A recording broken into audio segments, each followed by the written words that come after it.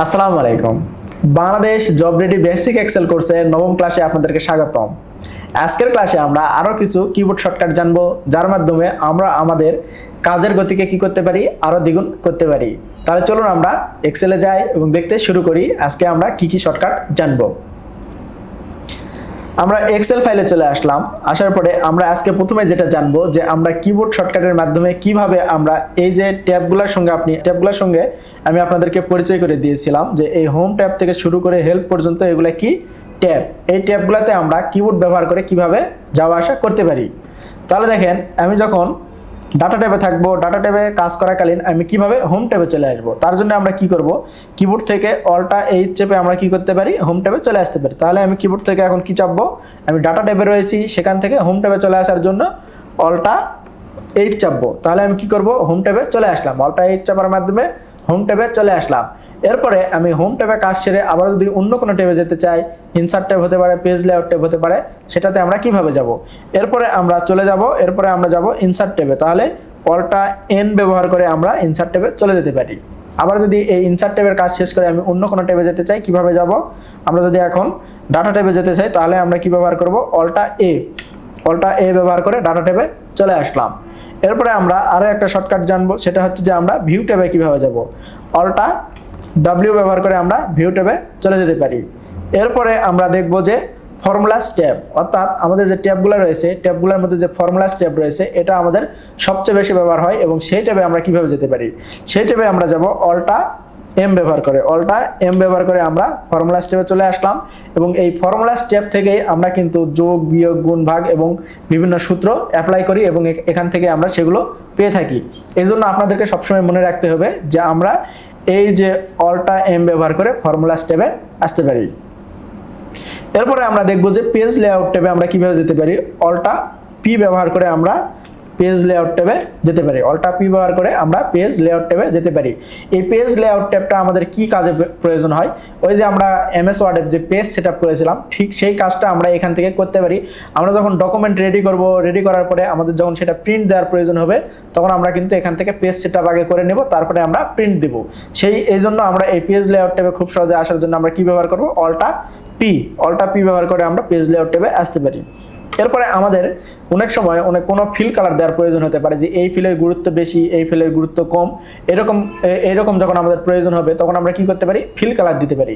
এটাকে আমরা খুব সহজে কিভাবে দিতে পারি, দেখেন অল্টা এইচ, অর্থাৎ আমার যদি এই নামে কি হতে পারে, এই নাম যেগুলো রয়েছে সবগুলোতে আমি কি করব, সবুজ কালার দেবো। তখন আমি কি করতে পারি, সিলেক্ট করার পরে অল্টা এইচ চাপবো, তাহলে আমার ফিল কালারটা চলে আসবে, যেটা আমরা মাউসের ব্যবহার করে নিয়ে আসতাম। যে আমরা হোম ট্যাবে আসবো, আসার পরে আমরা ফ্রন্ট গ্রুপে যাব, যাওয়ার পরে আমরা এখান থেকে ফিল কালার নিয়ে আসবো। সেটা আমরা কি করতে পারি, আমরা যেখানেই থাকি না কেন খুব সহজেই কোনো ফিলের কালার দেওয়ার জন্য আমরা অল্টা চাপার পরে এইচ দুইবার চাপবো, তাহলে আমাদের ফিল কালার চলে আসবে।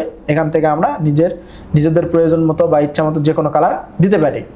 তাহলে আমরা খুব সহজেই এই প্রথম পাতাতে যেই শর্টকাটগুলো রয়েছিল আমরা দেখে নিলাম। এরপরে আমরা পরের পাতাতে চলে যাব। যাওয়ার পর দেখেন, এখানে আমরা দেখতে পাচ্ছি যে অনেক সময় আমাদের যে লেখাগুলো রয়েছে এগুলোকে সেন্টার করার প্রয়োজন হতে পারে।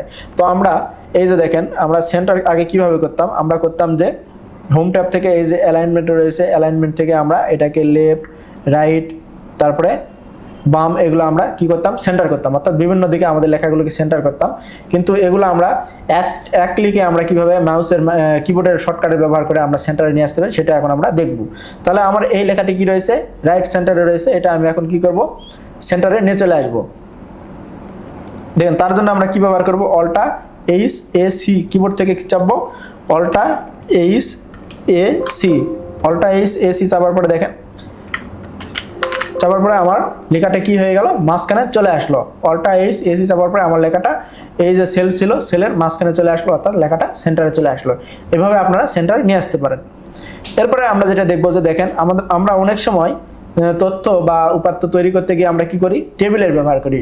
সেই টেবিলের আবার কি করি, বাম বর্ডার উঠাই দিতে চাই বা ডান বর্ডার উঠাই দিতে চাই বা উপরের নিচের বা কোনো বর্ডারই রাখবো না, এটা আমরা খুব সহজে কিভাবে নিয়ে আসতে পারি। আমরা এমনি সময় কি করতাম, এমনি সময় আমরা এই ফ্রন্টের যে গ্রুপ ছিল সেখান থেকে আমরা এই যে টেবিলের চিহ্ন রয়েছে এখান থেকে আমরা এই বর্ডার্সটা নিয়ে এসে কি করতাম, আমাদের যেটা প্রয়োজন সেটা অ্যাপ্লাই করতাম। কিন্তু আমরা এটা কি করতে পারি, এটা আমরা খুব সহজে অল্টা এইচবির মাধ্যমে এই ড্রপডাউন মেনুটা নিয়ে আসতে পারি। অল্টা এইচবির মাধ্যমে ড্রপডাউন মেনুটা নিয়ে চলে আসলাম। আসার পরে আমরা এখান থেকে দেখেন আবার যদি আমরা ও চাপি তাহলে কি হয়ে যাবে, বটম বর্ডারে আমরা কাজ করলাম, তারপর পি চাপি তাহলে টপ বর্ডারে আমরা কাজ করলাম। এভাবে আমরা কিবোর্ডের ব্যবহার করে এই কাজগুলোকে কি করতে পারি, সহজ করতে পারি। এরপরে আমরা যেটা দেখবো যে আমাদের অনেক সময় কলাম ডিলিট করার প্রয়োজন হতে পারে, সেই কলামটা আমরা কিবোর্ডের মাধ্যমে কিভাবে ডিলিট করতে পারি। আমি যদি এই জি কলামটা ডিলিট করতে চাই বা জি কলামে যে তথ্য উপাত্ত রয়েছে এগুলো আমরা ডিলিট করতে চাই, তাহলে আমরা কি করব, জির উপরে আসার পরে দেখেন মাউসের কার্সর কি হয়ে গেছে, উপর থেকে নিচের দিকে দেখাচ্ছে, অর্থাৎ উপর থেকে নিচে। এখন যদি আমি মাউসের বাম বাটনে ক্লিক করি তাহলে এই কলামটা কি হয়ে যাবে, সিলেক্ট হয়ে যাবে। যাওয়ার পরে আমরা কি করব, কিবোর্ড থেকে অল্টা এইচডিসি চাপবো, অল্টা এইচডিসি। দেখেন কলামের কি তথ্য উপাত্তগুলো ডিলিট হয়ে গিয়েছে। তাহলে আমরা এইভাবে খুব সহজে আমরা কলামের তথ্য উপাত্ত ডিলিট করতে পারি, বা ওই কলামটাই ডিলিট হয়ে গিয়েছে আমরা পুরোপুরি এটাকে ধরে নিতে পারি, কিন্তু এরপর পরে জি রয়ে গিয়েছে, তাই আমরা বলতে পারি যে তথ্য উপাত্ত ডিলিট হয়েছে বা কলাম ডিলিট হয়েছে, আমরা দুটাই বলতে পারি। আবার কন্ট্রোল জেড দিলে আগের অবস্থায় ফিরে আসবে আমার তথ্য উপাত্ত। এরপরে দেখেন শিফট F10 এটা কিভাবে কাজ করে দেখেন। শিফট F10 অর্থাৎ আমি যদি এই মাউসের কার্সর আমার এই সেলে নিয়ে আসার পরে মাউসের বাম বাটনে ক্লিক করার পরে কি হয়ে যাবে, এই সেলটা অ্যাক্টিভ হয়ে যাবে। তারপরে আমি যখন মাউসের ডান বাটনে ক্লিক করব, এই যে মেনু বারটা চলে আসলো, এই মেনু বারটা আমরা খুব সহজেই কিভাবে নিয়ে আসতে পারি, শিফট F10। এটাকে আমরা কি বলি, এটাকে আমরা কি মেনু বলি, দেখেন এখানে দেখেন কনটেক্সট মেনু। এই মেনুটা আমরা খুব সহজে নিয়ে আসার জন্য কি করতে পারি, যেই সেলে এই কাজটা করব আমরা কাট কপি পেস্ট বা এই কনটেক্সট মেনু থেকে যে কাজ করব সেটা আমরা খুব সহজে নিয়ে আসার জন্য আমরা কি করতে পারি, ওই সেলে যাওয়ার পরে মাউসের বাম বাটনে ক্লিক করব, এরপরে শিফট F10 চাপবো, তাহলে আমাদের এই মেনুটা চলে আসবে। এখান থেকে আমরা এখন যে কোনো কাজ করতে পারি। এছাড়া আমরা এখানে দেখেন এখানে আরেকটা লেখা রয়েছে উইন্ডোজ মেনু কি। এই উইন্ডোজ মেনু কি আমরা কোথায় পাবো, এই উইন্ডোজ মেনু কি আমরা পাবো কিবোর্ডের ডান দিকে দেখবেন যে একটা কন্ট্রোল বাটন রয়েছে। কিবোর্ডের ডান দিকে কি রয়েছে, কন্ট্রোল বাটন, এবং দেখবেন যে একটা উইন্ডোজের চিহ্ন রয়েছে, তার মাঝখানে এই দুই বাটনের মাঝখানে একটা বাটন রয়েছে, সেটা হচ্ছে যে দেখবেন যে চার কোণে একটা দাগ রয়েছে, এর ভিতরে মনে হচ্ছে যে কিছু লেখা রয়েছে, অর্থাৎ টান রয়েছে।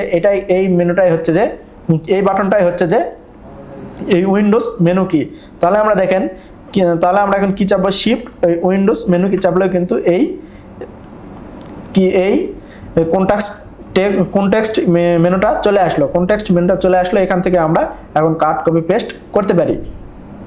তাহলে আমরা দেখে নিলাম যে কিভাবে আমরা কনটেক্সট মেনুতে কাজ করতে পারি খুব সহজে কিবোর্ডের মাধ্যমে। এরপরে আমরা কি করতে পারি, এরপরে আমরা অনেক সময় আমাদের র হাইড করা লাগতে পারে, তখন আমরা কিভাবে র হাইড করব, কন্ট্রোল 9 দ্বারা আমরা কি করতে পারি, র হাইড করতে পারি। আমি যদি এই উপরে রটা হাইড করতে চাই তাহলে আমি মাউসের কার্সর কোথায় নিয়ে আসবো, মাউসের কার্সর একদম বাম দিকে নিয়ে আসবো, এবং আসার পরে মাউসের কার্সর পরিবর্তন হয়ে বাম থেকে ডানে তীরের মতো হয়ে যাবে। তখন আমি মাউসের বাম বাটনে ক্লিক করব, করার পরে আমি কন্ট্রোল 9 চাপবো, তাহলে কি হয়ে যাবে, আমার রোটা কি হয়েছে, হাইড হয়ে গেল। এখন যদি আমি আবার ফিরে নিয়ে আসতে চাই তাহলে কন্ট্রোল জেড চাপবো, তাহলে আমরা রো এইভাবে হাইড করতে পারি। এরপরে আমরা দেখব যে কলাম কিভাবে হাইড করতে পারি। কলামটা ঠিক একইভাবে, যদি আমি এই কলামটা হাইড করতে চাই তাহলে আমি এই কলামের উপরে মাউসের কার্সর নিয়ে আসে মাউসের বাম বাটনে ক্লিক করব, এবং এরপরে কন্ট্রোল 0 চাপবো, তাহলে আমার কলামটা কি হয়ে যাবে, হাইড হয়ে যাবে। তাহলে দেখেন এই শর্টকাটগুলো ব্যবহার করে আমরা কিন্তু আমাদের কাজের গতিকে দ্বিগুণ করতে পারি। এরপরে কিন্তু আমাদের আর কোনো শর্টকাট বা আমরা বেসিক পরিচয় পর্ব আর কিছু জানবো না, আমরা ইতিমধ্যে জেনে ফেলেছি। এখন আমরা কি করব, বাংলাদেশের জবের জন্য যে বিভিন্ন রকম ফর্ম তৈরি করার প্রয়োজন হয়, এরপরে যে প্রভোট টেবিল, তারপরে বিভিন্ন রকম শিট, এগুলো আমরা একে একে দেখতে শুরু করব। অর্থাৎ বাংলাদেশের জবের জন্য এখন আমরা চূড়ান্তভাবে রেডি হতে শুরু করব। তো আজকের ক্লাস ছিল এই পর্যন্ত, দেখা হচ্ছে পরবর্তী ক্লাসে। আসসালামু আলাইকুম।